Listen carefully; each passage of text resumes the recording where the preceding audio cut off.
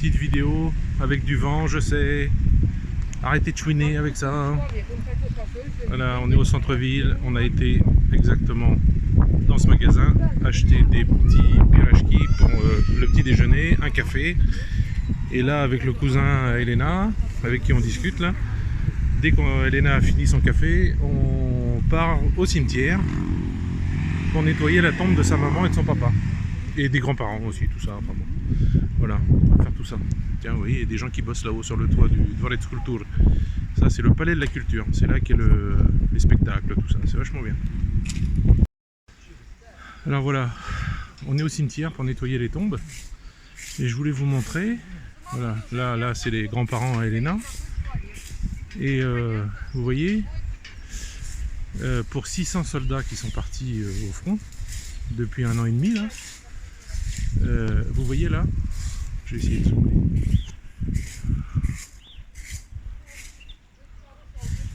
Il y a une tombe. Voilà. Je vais essayer de vous filmer plusieurs endroits du cimetière, que vous vous rendiez compte par rapport aux maires de drapeaux qu'il y a en Ukraine. Et quand on vous dit qu'il y a des milliers de morts en Russie et Zelensky qui dit qu'il y a 39 000 morts en Ukraine, vous comprenez que c'est pas possible. Voilà, c'est des mensonges encore. Donc ici, voilà, 600 qui sont partis, il y a à peu près 10 tombes sur tout le cimetière. Et c'est toute la région, hein. C'est les 600, c'est de toute la région ici. Voilà. Жарко всегда был зимой.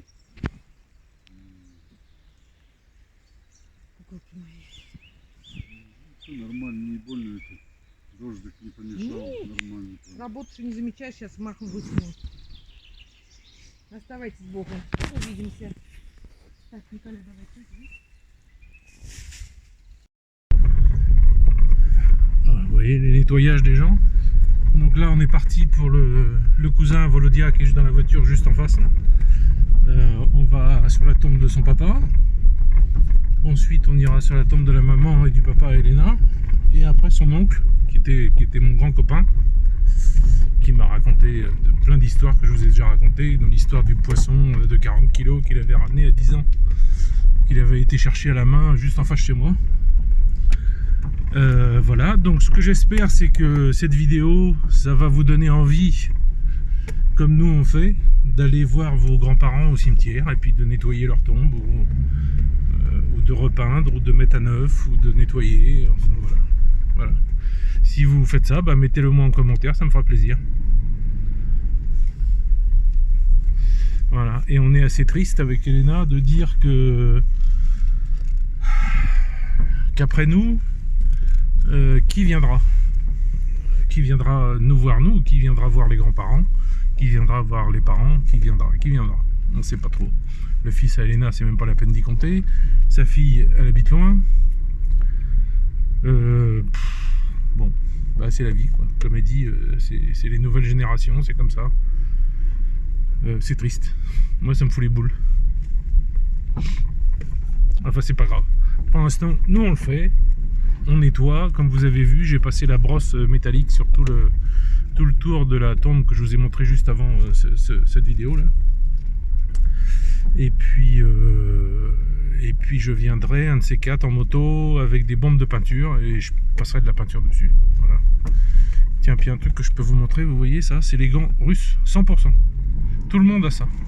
Tous les Russes achètent ça pour bricoler, pour faire de la peinture, pour faire n'importe quoi, pour réparer la voiture, n'importe quoi. Ils ont tous ces gants-là, avec des petites pointes de plastique à l'intérieur pour accrocher. C'est des gants en laine tout simple, ça coûte rien du tout, ça coûte même 50 centimes la paire de gants, enfin voilà. Voilà, allez, je vous laisse, faut que je conduise, et je sais pas où il est parti. Alors, je reprends là tout de suite la vidéo, juste pour vous montrer, vous voyez, hein, c'est la suite du cimetière, il n'y a toujours pas de tombe de soldats, il n'y a pas de mer de drapeau, il y a de temps en temps, il y a une dizaine sur 600, donc voilà, et vous pouvez multiplier ça par toute la Russie, quoi. C'est un exemple, quoi, mais c'est à peu près partout comme ça. Il n'y a pas ces mers de drapeaux ukrainiens comme vous pouvez voir en Ukraine. Voilà, je ne sais pas si vous voyez, je vais essayer de zoomer.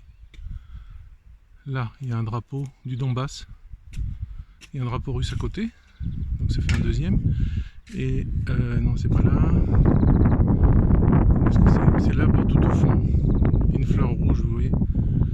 Ici. Ça, c'en est une aussi. Voilà, ça fait 2 soldats. 3.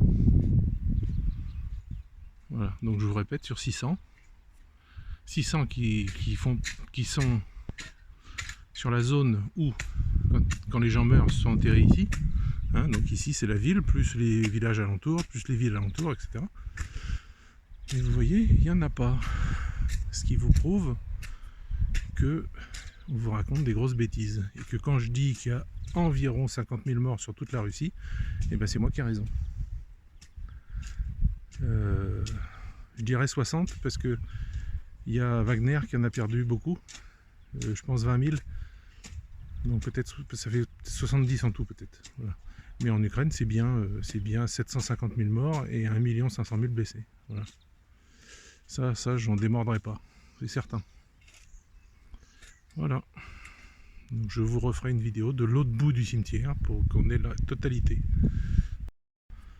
Voilà, alors ici on est dans la partie où les gens sont décédés il y a à peu près 1 an. Donc là où il y a la maman Elena, là où vous voyez Elena. Et tous les gens qui sont décédés après sont là.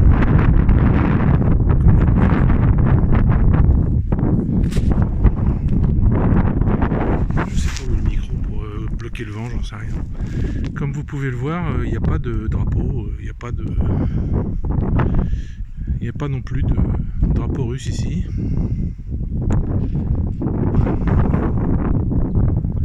Voilà, j'en ai vu un tout au bout là-bas qui doit être avec sa famille en fait. Là. Voilà, vous voyez, il y en a un là.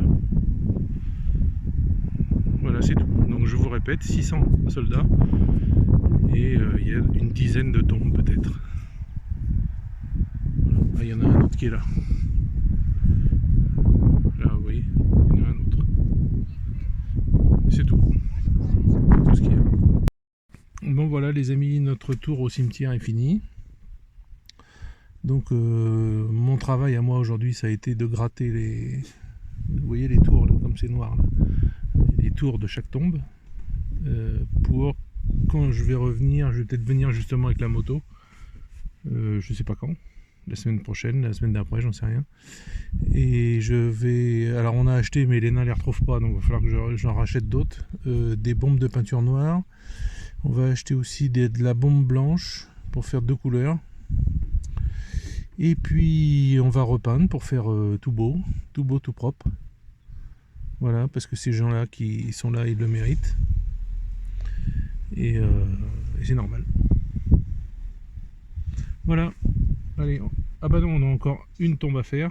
Une cousine qui est un peu plus haut là-bas. Et puis Et puis voilà, après ça sera tout. Après on va aller faire des courses. Donc peut-être que je vous ferai des petits bouts de vidéo pendant les courses. On verra ça tout à l'heure.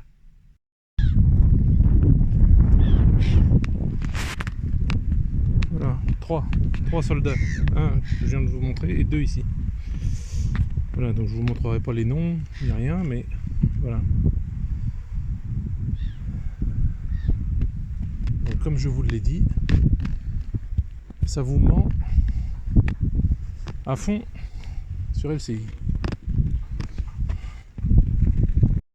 Donc voilà, je vous fais ça, cette petite vidéo depuis la voiture maintenant.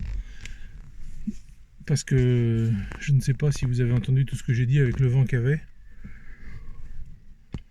Mais bon, donc vous avez pu voir, on a fait à peu près le tour de tout le cimetière, parce que Elena a de la famille à peu près à gauche à droite, des gens que j'ai connus, puisque ça fait 10 ans qu'on se connaît avec Elena.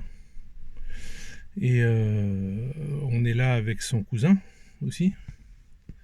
Alors en Russie, ils disent frère, ils disent pas cousin. Mon frère, ma soeur, en fait en russe c'est mon cousin, ma cousine. C'est l'équivalent. C'est l'équivalent du frère et de la soeur. Pour eux c'est la même chose. Donc vous avez pu voir, il n'y a pas de drapeau partout. Alors sachant que si un soldat russe était mort, enfin des soldats russes étaient morts par milliers, il y aurait des milliers de drapeaux russes, parce que c'est la coutume, et c'est pas caché.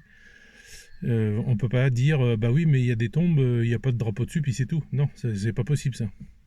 Ça, c'est impossible. S'il y a des drapeaux, c'est qu'il y a un soldat qui est mort là. S'il n'y a pas de drapeau, c'est que c'est pas des soldats. Enfin, du moins, c'est pas des soldats qui sont morts là, parce que j'ai vu justement en revenant là, avant de vous faire cette vidéo, je suis passé devant plusieurs tombes et il y en avait, c'était des gens, un monsieur qui a un costume de la flotte. Alors je sais pas quel grade il avait, mais je sais pas, je peux pas dire s'il était amiral ou quoi, mais enfin il a un super beau costard avec plein de médailles. En général, les Russes, s'ils ont été militaires ou policiers ou pompiers ou tout ça, la photo sur leur tombe, c'est ce qui les représente le plus en fait. Donc ben voilà, ben, en militaire, en policier, en pompier, en procureur, parce que les procureurs ont des costumes militaires, l'équivalent. Les procureurs en Russie, ils ont des costumes bleu roi. C'est pas très joli, mais bon, c'est la couleur. Voilà, donc je voulais vous montrer ça. J'avais déjà fait une vidéo sur le sujet, mais là on est 2 ans après le début de l'opération spéciale. Donc vous pouvez voir qu'il n'y a pas plus de morts partout. Il n'y a pas de mer de drapeau, comme je vous l'ai dit. Il y a en Ukraine, il n'y a pas de tout ça, et on peut reporter ça au pourcentage sur tout le pays, quoi. Donc la région, c'est à peu près, on va dire 600 000 habitants. À part quelques villages comme le mien, il y a des petits cimetières, mais où personne ne se fait plus enterrer, et c'est des très vieux cimetières. Il y a même des tombes, j'ai vu, de 1848, donc vous imaginez, la personne a dû connaître Napoléon, enfin a vécu à l'époque de Napoléon. Et donc ici, c'est là que les gens sont enterrés, quoi. Donc là où je vous ai montré juste avant, bah, c'est la partie qui se prolonge. En fait, c'est au fond, après c'est des champs, c'est là que seront les futurs morts. Et vous avez vu qu'il n'y a pas de drapeau. Il n'y a pas de soldats qui sont là-bas. Alors, pourquoi les soldats sont disséminés un peu à gauche à droite? Parce qu'ils sont... Vous avez vu, chaque Russe a une sorte de petite barrière autour de son emplacement. Et dans cette barrière, bah, on enterre qui on veut, quoi, jusqu'à ce qu'il n'y ait plus de place, quoi. Donc si l'emplacement, alors ça coûte, c'est pas comme en France, hein, ça coûte rien du tout, hein, un emplacement au cimetière, hein, ça coûte 10 €, enfin, ou 50 €, enfin ça coûte pas grand chose, quoi. Et donc ils ont cet emplacement, et si vous avez, alors par exemple comme ici là, vous voyez, il y a une personne, mais il y a une place pour une autre. Certainement le mari ou la femme qui n'est pas décédé encore. Voilà, donc vous avez beaucoup de trucs. Alors j'ai vu beaucoup de... Alors j'étais assez choqué de voir des... Mais en Russie c'est comme ça, je sais pas pourquoi. Est-ce que c'est génétique? Est-ce que j'en sais rien?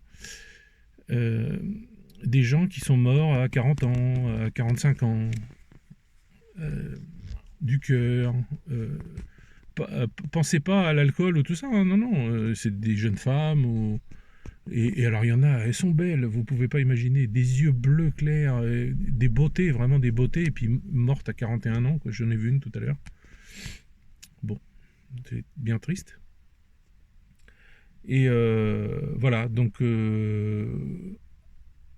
en général, les familles d'un certain âge, parce que c'est ce qu'on disait, comme je vous ai dit, vous avez peut-être entendu tout à l'heure, s'il n'y avait pas de vent,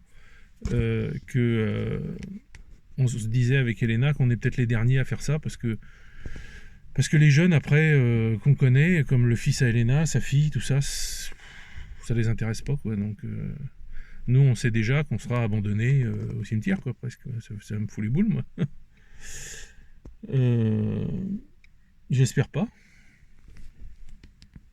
Bon, le fils à Elena, c'est même pas la peine, hein. Il devait venir aujourd'hui, on a voulu aller le chercher, il était complètement bourré. Bon, c'est pas la peine, quoi. Lui c'est un parasite, donc c'est pas la peine. Mais sa fille, bon, elle habite loin en plus, donc puis c'est pas le genre, quoi. C'est bon, mal éduqué. Mais il y a quand même des enfants qui sont bien éduqués et qui prolongent ça, mais pas chez nous, quoi. Nous, je sais pas qui viendra. Personne, peut-être. Voilà, donc c'est... Alors vous avez une zone qui est juste devant moi, là, c'est les morts du Covid. Alors il y a à peu près au moins 1000 tombes sur 36 000 habitants, 32 000 habitants. Bon, c'est vrai que quand il y a eu le Covid, tous les vieux, très vieux, tous les gens très malades, tout ça, ils y sont tous passés presque, hein. Ça, ils ont pas, ça les a pas aidés, quoi. Mon beau-père est mort de ça, quoi. Et ma belle-mère, quand on parlait des médicaments, justement, ma belle-mère n'est pas décédée parce qu'elle prenait des médicaments pour le cœur. C'est pour ça qu'on est revenu vivre ici. Parce que je lui achetais des médicaments à 36 € la boîte, ce qui est beaucoup pour ici, 3600 roubles. Et c'est des médicaments qui l'ont aidé, quoi. Vraiment. Donc vous voyez, si elle avait pris les médicaments russes, qui sont en général des médicaments génériques les médicaments sont pas très chers en Russie, mais si vous commencez à taper dans le un peu plus cher et le un peu plus efficient, bah ça vient d'Allemagne en général, ou d'Israël, ou de Chine, bon voilà, c'est un peu mieux, quoi. Alors je sais qu'il y en a qui vont me dire que comment ça, la Russie est pas capable la Russie peut pas tout faire non plus. Et puis il faut dire que les Russes se soignent énormément avec les plantes. Bon, c'est les plantes. C'est ce que leur ont appris leurs parents. Donc c'est les médicaments. Bon bah c'est pas comme en France, quoi. On prend pas des médicaments pour tout et n'importe quoi. Qu'est-ce que je pourrais vous donner comme exemple? Quand Elena elle a mal à la tête, elle prend pas du paracétamol. Elle se repose dans le canapé, elle prend sa tension régulièrement. Elle voit si ça monte et ça descend. Si ça ne descend pas, elle prend un petit médicament qu'on met sous la langue, là, mais c'est tout, voilà. Bon, bah écoutez, je vous laisse. J'essaierai peut-être de faire la suite tout à l'heure au magasin.